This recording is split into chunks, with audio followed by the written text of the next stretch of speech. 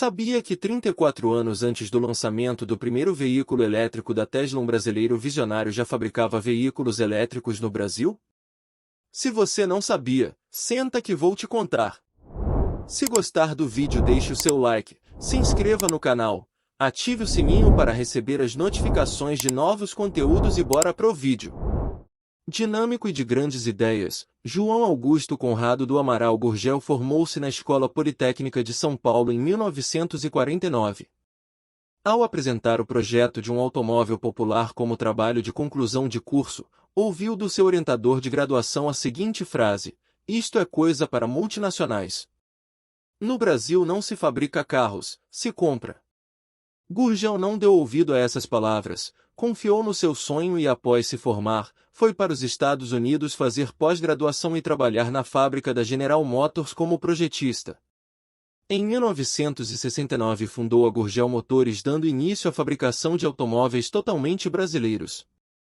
João Gurgel pensava muito à frente da sua época e, por consequência disso, projetou e fabricou vários modelos de veículos, sendo que em 1974 apresentou no Salão do Automóvel de São Paulo, o Itaipu I-150. O primeiro carro elétrico brasileiro e da América Latina. Era na verdade um minicarro, com capacidade para apenas 2 passageiros, e tinha um formato trapezoidal, que até lembra o Cybertruck da Tesla. Ele possuía uma ótima área envidraçada, 4 faróis quadrados e um limpador sobre o enorme para-brisa, que tinha a mesma inclinação do capô traseiro. Fácil de dirigir e manobrar, necessitava de 10 baterias para funcionar, sendo 3 na frente, 2 atrás dos bancos e mais 5 na traseira. Uma recarga completa levava cerca de 10 horas para terminar, mas com uma carga ele rodava cerca de 60 a 80 km.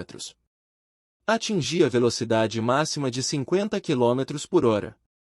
Ele teria tudo para dar certo se não fossem os problemas com a durabilidade, capacidade e peso das baterias, o que até hoje ainda é um desafio.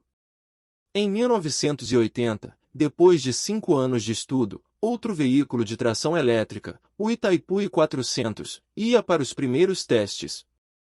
Tratava-se de um furgão com desenho moderno e agradável. Sua frente era curva e aerodinâmica, com um amplo para-brisa e para-choque largos com faróis embutidos. Nas laterais havia somente os vidros das portas e os quebra-ventos, o resto era fechado. O painel era equipado com velocímetro, voltímetro, amperímetro e uma luz piloto que indicava quando a carga estava por acabar. As baterias de chumbo ácido eram muito grandes e pesadas, cada uma com 80 kg e 40 volts. O motor elétrico era um Vilares de 8 kW e girava a 3.000 rotações por minuto. Tinha câmbio de 4 marchas, embreagem e transmissão. O modelo E400 tinha capacidade para 400 kg de carga.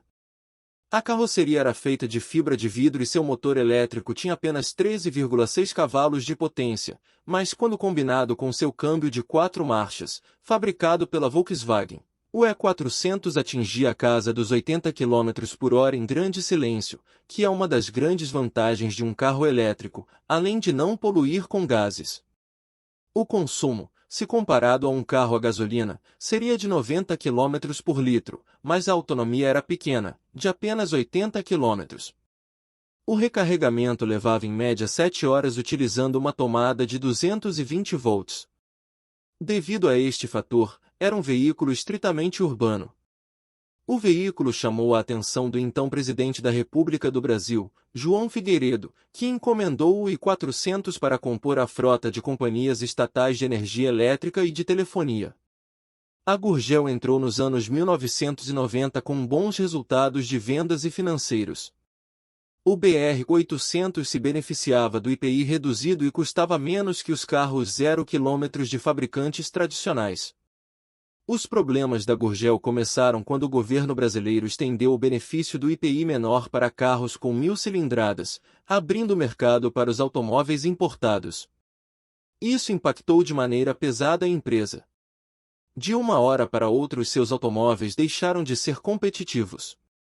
Essa atitude do governo brasileiro em relação à redução do IPI foi motivada pela pressão das grandes empresas automotivas que se sentiam ameaçadas pela Gurgel. Desse modo, as grandes empresas como Fiat, Chevrolet e Ford entraram com força no território brasileiro e foi demais para a empresa de João Gurgel. Por consequência, em 1993 a Gurgel pediu concordata e teve a falência decretada em 1994. A companhia conseguiu recorrer à decisão e se manteve ativa até setembro de 1996. Neste período, foram montadas as últimas unidades dos modelos Tocantins, Carajás, Motomachine e Supermini. Apesar do encerramento da montadora, os carros Gurgel continuam sendo lembrados com carinho por muitos brasileiros. Eles representam uma época em que a indústria automobilística nacional estava em pleno desenvolvimento e despertam nostalgia em quem teve a oportunidade de dirigir um desses veículos.